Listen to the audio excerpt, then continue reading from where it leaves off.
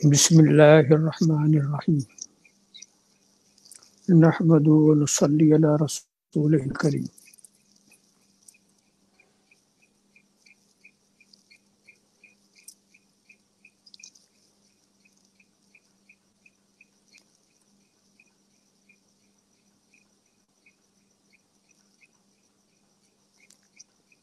میرے لیے جتنا وقت باقی بچا ہے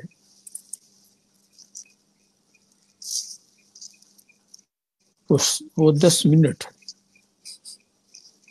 اعلان کے مطابق.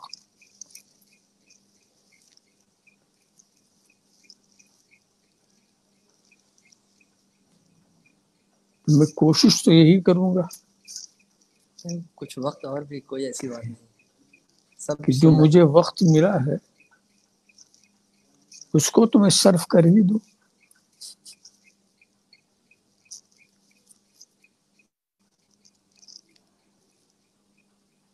ایسے وقت میں کوئی لمبی چوڑی بات نہیں کی جا سکتی اور نہ کوئی بڑا عنوان اٹھایا جا سکتا ہے. ایک بات ہے اس کی طرف توجہ میں دلانا چاہتا ہوں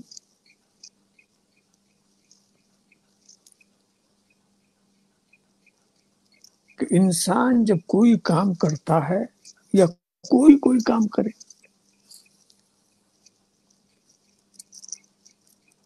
تو وہ اس کا ایک مقصد ہوتا ہے. اس مقصد سے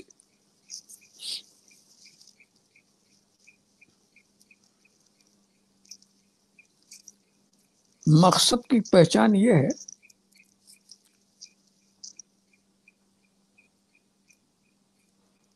کہ ہر انسان کا مقصد جو کام وہ کرنا چاہتا ہے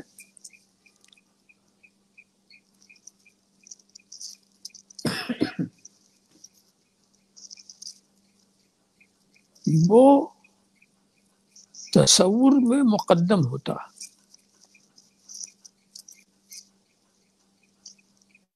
اور وجود میں آخر ہوتا. بے شک ذہن میں وہ پہلے آتا اور پھر وجود میں بعد میں آتا. یہی مقصد ہونے کی دلیل. بالکل عام مثالیں ہم آپ کے سامنے رکھیں. آپ گھر بنانا چاہتے ہیں،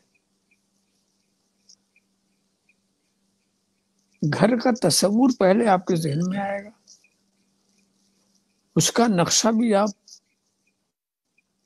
بنا لیں گے کاغذ کے اوپر، مگر گھر کا وجود بعد میں آئے گا.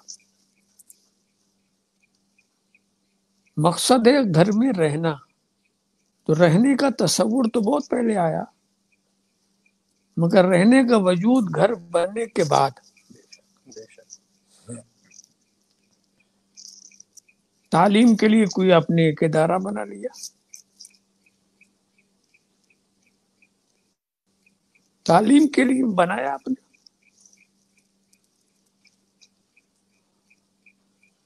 اس کا تصور پہلے آئے گا، ہم کو پڑھانا ہے، یہ کرنا ہے، وہ کرنا. مگر تعلیم کا وجود وہ جب ادارہ بن جائے گا اس کے بعد ہوگا. تو جو بھی چھوٹا بڑا جیسا کوئی پروگرام بناتا ہے اس کا مقصد آپ دیکھیں، مگر فرق یہی ہے کہ جو مقصد ہے وہ آخری ہوتا، آخر میں آتا، بے شک پہلے اور پہلے اس کا وجود ذہنی ہوتا.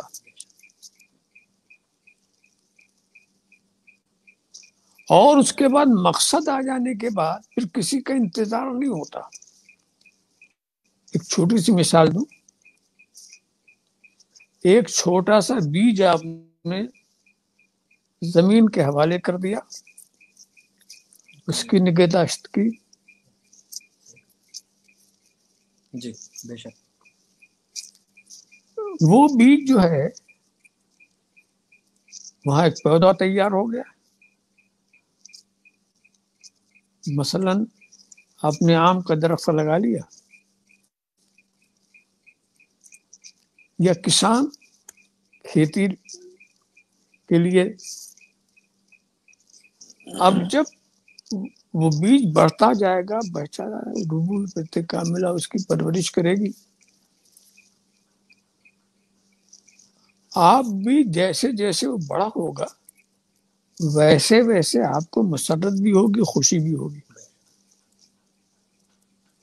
مگر اس بات کی خوشی نہیں ہوگی کہ آپ کو مقصد مل گیا. آپ کو خوشی اس بات کی ہوگی کہ آپ مقصد کے قریب جا رہے ہیں. اور اس کے بعد سمجھ لیجیے اس درخت میں بڑھتے بڑھتے پورا درخت ہو گیا اور پھول نکل آیا، تو اس کو پھول دیکھنے پہ آپ بھی خوشی سے پھول جاتے ہیں کہ اب آئے گا وہ جس کے لیے ہم نے درخت لگایا تھا، وہ ہے پھل. وہاں تک اس کی آپ دیکھ ریکھ کرتے رہے، اور جب پھل آ گیا تو اب اس کے بعد کسی آنے والے کا انتظار نہیں ہے. اب یہی پھل ہے، شروع میں کچا رہے گا، بعد میں پکا ہوگا، اس میں یہ ذائقہ پیدا ہوگا، اب جو کچھ ہوگا اسی میں ہوگا. اب بعد میں کوئی آنے والا نہیں. ایک پہچان یہ رہی، جس کے بعد کسی کا انتظار نہ ہو، سمجھ لو مقصد، وہی مقصد ہے. ذہن میں وہ پہلے آتا ہے، وجود میں وہ بعد میں ظاہر ہوتا.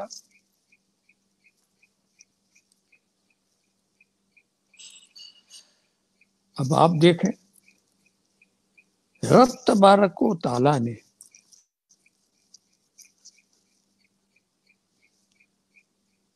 جب دنیا کو تخلیق فرمایا،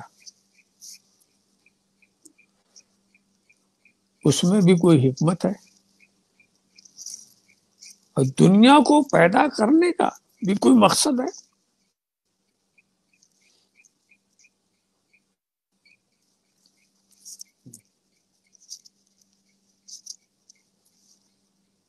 بے شک.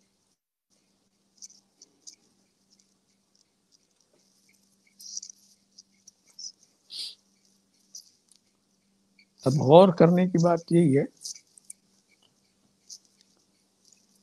اس پوری دنیا کو بنانے کا بھی کوئی مقصد ہے. یہ موضوع اتنا پھیلاؤ چاہتا ہے کہ چند منٹوں میں اس کو سمیٹا نہیں جا سکتا. میں تیزی کے ساتھ اسی لیے لے جا رہا ہوں کہ کچھ مفہوم سامنے آ جائے.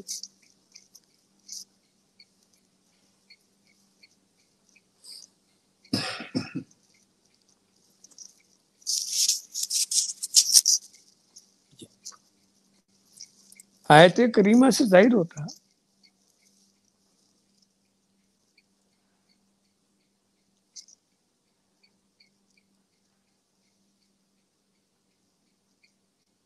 کہ یہ دنیا کی تخلیق جو ہوئی،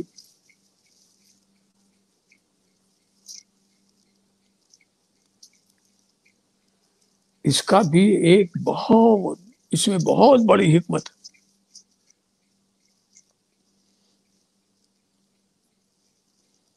پیدا کرنے والے نے دنیا کو کیوں پیدا کیا؟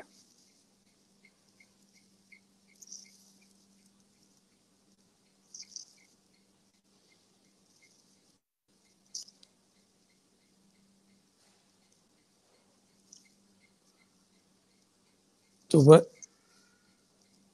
پیدا کرنے والے ہی سے پوچھ لیا جائے.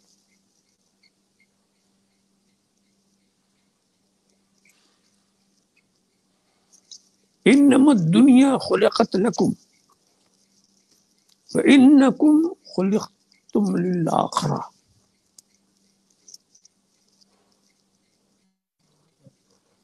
دنیا تمہارے لیے پیدا کی گئی ہے،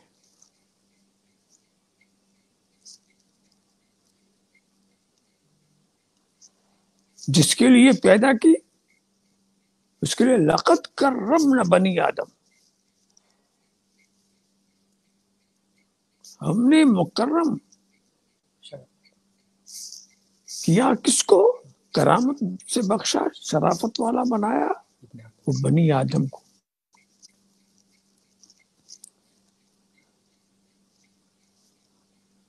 اب بنانے کا مقصد، اتنی بڑی دنیا بنائی اور مقصد جب ظاہر کیا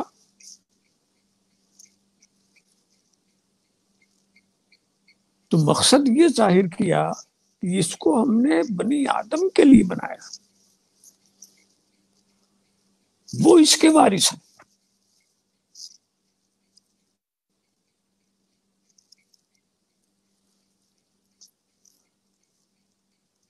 اب سوال ہوا چلیے صاحب بنی آدم کے لیے دنیا بن گئی، اب سارے آدمی جو ہیں اس معاملے میں شریک ہوئے،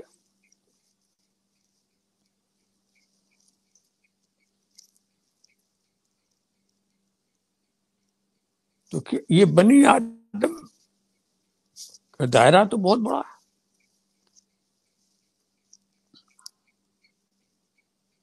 اس بنی آدم میں کون ہے جو مقصد کائنات ہو؟ اس لیے کہ دیکھا جائے گا جو اعلیٰ و اشرف ہوگا وہی وجہ بن سکتا ہے۔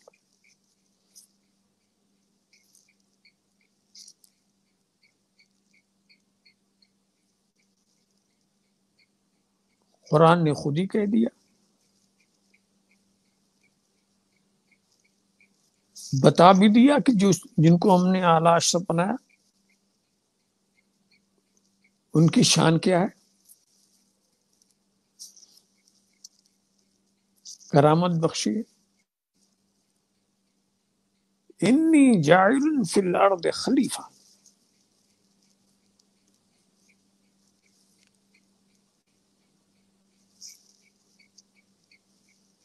تو اب معلوم یہ ہوا رب تبارک و تعالیٰ نے دنیا میں اپنا خلیفہ بھیجا،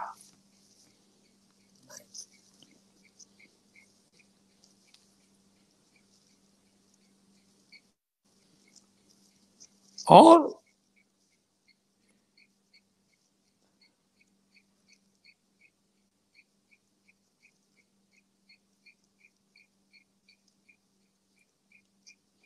خلیفہ کا کام کیا ہے؟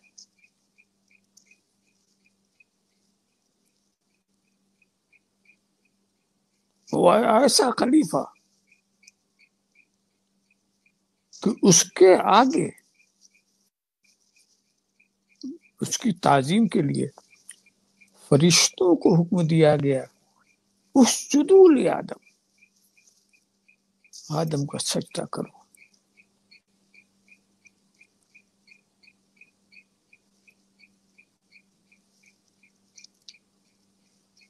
اب اس سے ان کا کام بھی پتہ چل گیا، جو خلیفہ ہوگا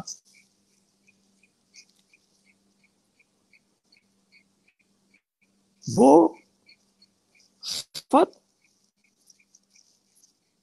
اس کے تقوی و طہارت کی بنیاد پر اسے نہیں مل رہی ہے،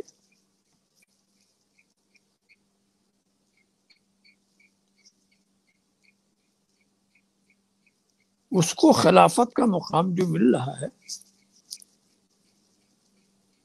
وہ علم و ہدایت۔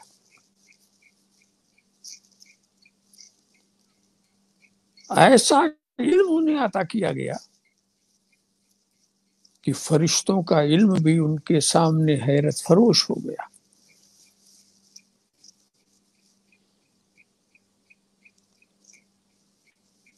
تو اب معلوم ہوا کہ انسانوں کے بیچ میں اگر کسی کو مقصود بنانا ہے تو انبیاء کرام ہی کی ذات ہو سکتی ہے۔ اسی لیے دنیا میں اس زمین پر جو آیا انسان کے بعد پہلے تو خدا نے انسان کو بنایا، مگر انسان کو بنانے سے پہلے دنیا بنائی۔ انسان خدا کی آخری مخلوق ہے دنیا میں، اس کے بعد نئی مخلوق ہوئی۔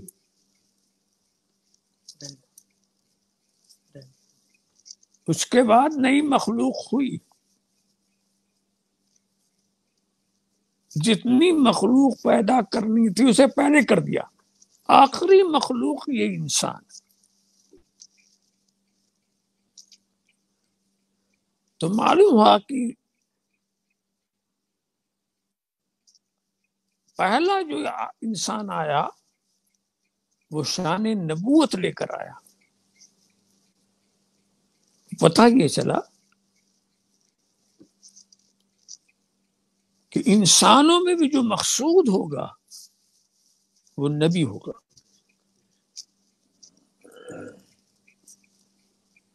نبوت والا جو ہوگا وہ مقصد ہے۔ چلیے صاحب، نبوت والے بھی بہت ہیں اور سب عظمت والے۔ تو سب سے پہلی نبوت اس دھرتی پر ظاہر ہوئی وہ سیدنا آدم کی نبوت۔ مگر نبوت وہاں ٹھہر نہیں گئی، ان کے بعد بھی وقتاً فوقتاً انبیاء آتے رہے۔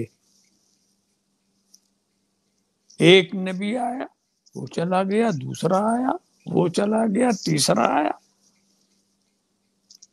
آتے رہے۔ نبوت، نبی کا سلسلہ ختم نہیں ہوا۔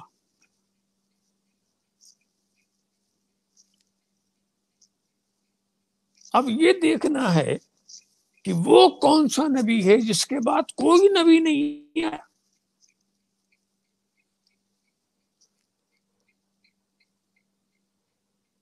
تو بالکل ظاہر بات ہے کہ خاتم النبیین ہمارے سرکار صلی اللہ تعالی علیہ وسلم کی ذات گرامی، اب ان کے بعد کوئی نہیں آیا۔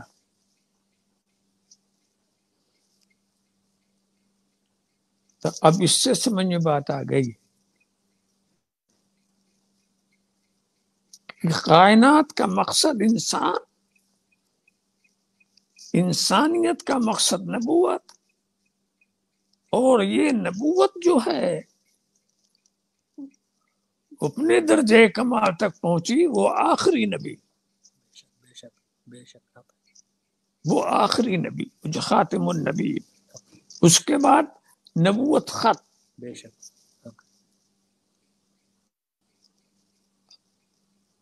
تو اس سے بات سمجھ میں آئی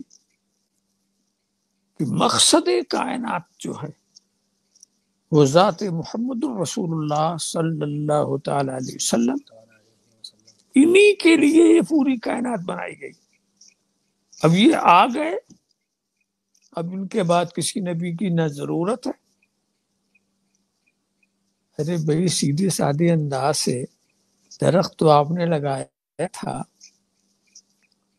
وہ درخت ہو بھی گیا، اور جب پھل آپ کو ملا تو اس پھل کے بعد آپ کسی کا انتظار نہیں کرتے، وہ آخری آنے والا آ گیا۔ اور یہ بھی قدرت کی نشانی دیکھیے، جب اس پھل کو آپ کاٹتے ہیں تو وہ بیج جو آپ نے زمین میں گاڑا تھا وہ اس کے اندر نکل آیا۔ وہی بیج اول بھی ہے، وہی بیج آخر بھی ہے، وہی بیج ظاہر بھی ہے، وہی بیج باطن بھی ہے۔ اب پھل جو ہوگا چھوٹا ہے تو بڑا بھی ہوگا، اس کے صفات میں تبدیلیاں ہوں گی، میٹھا بھی ہوگا، تو اس کی شکل و صورت تو بدلتی رہے گی، مگر جو اس کا مقام ہے، جو اس کی منزل ہے، وہ ایک ہی ہے۔ تو اللہ کے رسول وہ آخری نبی، وہی مقصد کائنات۔ اسی لیے حضور نے کہا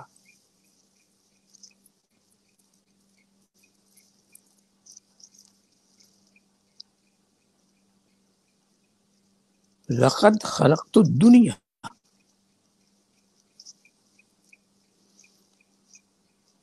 ليعرف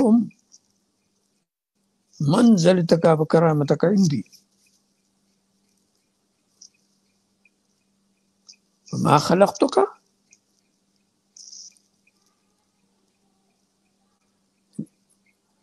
ہم نے دنیا کو اس لیے پیدا کیا. رب کا ارشاد ہے کہ اے محبوب ہم نے تجھے جو پیدا کیا ہے وہ ہم نے اس لیے پیدا کیا ہے کہ تمہاری جو عظمت ہے، تمہارا جو مقام ہے، اس کی میں معرفت کرا دوں.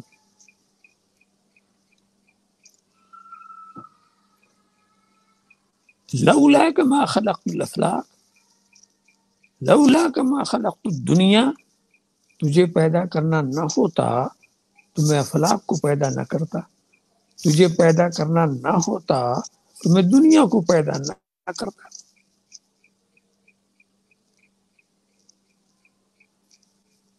یہ تمہارے مقام کو دکھانے کے لیے، تمہاری پہچان کرانے کے لیے، تمہاری معرفت کرانے کے لیے.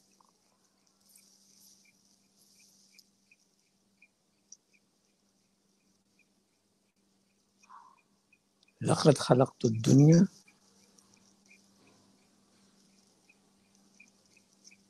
میں نے دنیا کو پیدا کیا. لولا کا ما خلقت الدنیا، اگر تجھے پیدا کرنا مقصود نہیں ہوتا تو میں دنیا بھی پیدا نہ کرتا.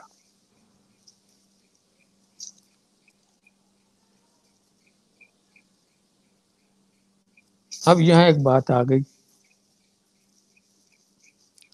کہ ساری دنیا اس لیے پیدا کی گئی ہے کہ وہ نبی مقام کی معرفت حاصل کرے، معرفت کرائے.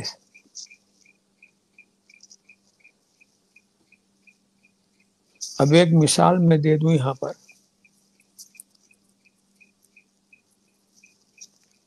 یہ معرفت کرانے کا معاملہ کیسے ہوا؟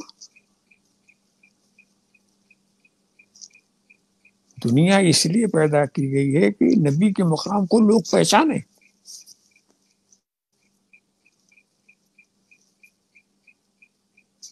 تو اب دنیا کی حیثیت کیا رہ گئی نبی کے تعلق سے؟ وہ تو نبی کی، یہ تو معرفت کرانے والے ہیں نا.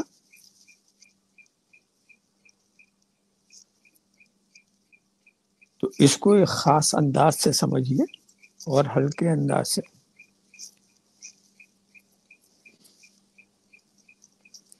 ایک کاغذ کے اوپر آپ ایک لکیر کھینچ دیں، 1 2 3 ہوتی نا، ایک لکیر کھینچ دیں.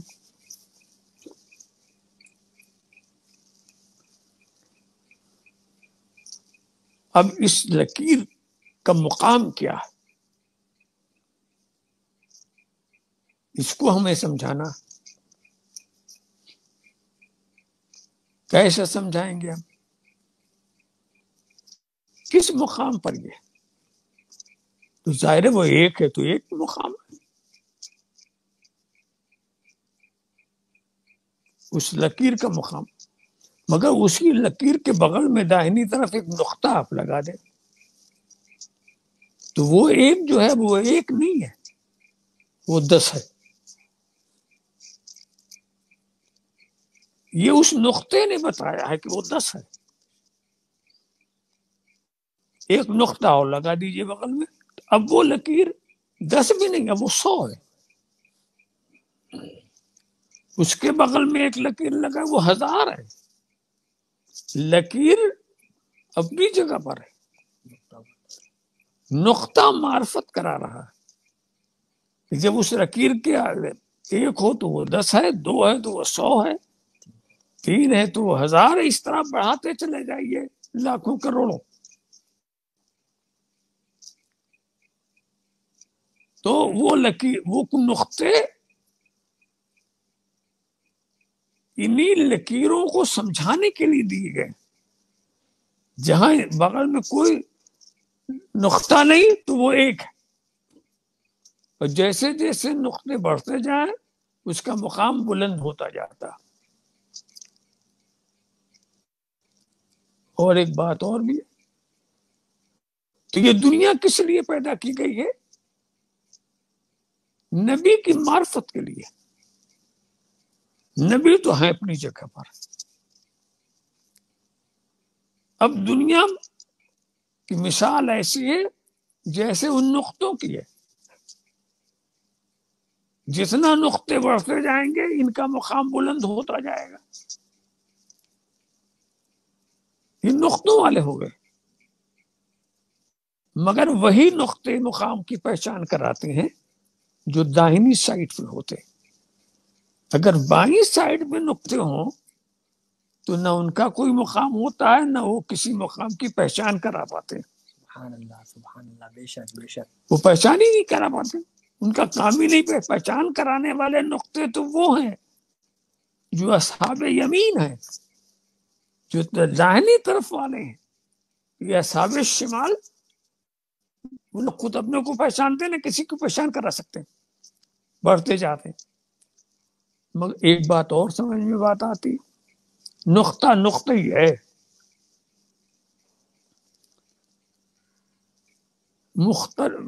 اگر آپ نقطوں کو جوڑ رہے ہیں لکھ کر 1 2 3 سینکڑوں ہزاروں نقطے ہیں، مگر جمع کیا ہے تو ایک ہی نقطہ بنے گا، کچھ نہیں۔ سینکڑوں ہزار نقطے، وہ ایک ہی نقطہ بنتا ہے، زیادہ نہیں بن سکتا۔ وہ تو مرتبے والے کی بغل میں رہنے کا اس کو یہ صدقہ ملا ہے کہ جتنا فاصلہ ہوتا جائے اس نقطے کی اہمیت بڑھتی۔ تو نقطے کی تو کوئی قیمت نہیں ہے۔ نقطہ یہ کہتا میں قیمت والا نہیں ہوں، میں جس کے بغل میں ہوں میں اس کی پہچان کرا رہا ہوں کہ اس کی کیا قیمت ہوئی میرے بغل میں آنے سے۔ میں نمبر 1 پڑھتا تھا تو میرا درجہ 10 تھا، 2 پر آیا تو میں 100 کا ہو گیا، 3 پر آیا تو میں 1000 کا ہو گیا۔ اسی طرح میں نقطے بڑھ رہے ہیں اور قیمت اس ایک کی بڑھتی جا رہی ہے جو سب سے پہلے لکھا گیا۔ نقطے بڑھتے چلے جا رہے ہیں، تو نقطے کی کوئی قیمت نہیں ہے۔ وہ اپنی قیمت بتانے کے لیے نہیں آیا ہے، وہ اپنے بغل والے اس ایک کی قیمت بتانے کے لیے آیا ہے کہ وہ ایک کس مقام پر ہے۔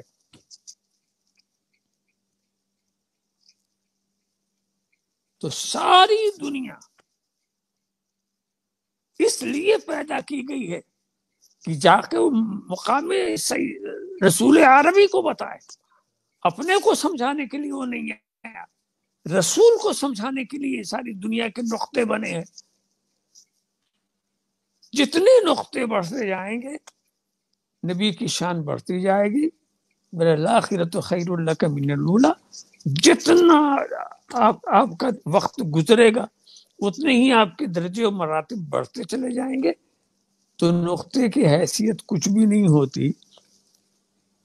نقطے کو جب تک وہی بغل میں ہے دائنی طرف کسی مرتبے والے کے، تو وہ آ کر اسی کا مقام بتاتا ہے، اپنا درجہ اپنا مرتبہ نہیں بتاتا۔ اسی لیے ہر بڑے لوگوں نے، سارے انبیاء آئے تو نبی کا گن گاتے ہوئے آئے، صالحین آئے نبی کی نعت پڑھتے ہوئے آئے۔ اصل میں ان کا کام ہی یہی تھا کہ اس آخری آنے والے کی معرفت لوگوں کو کرائیں۔ آخر دعوانا الحمدللہ رب العالمین۔ سبحان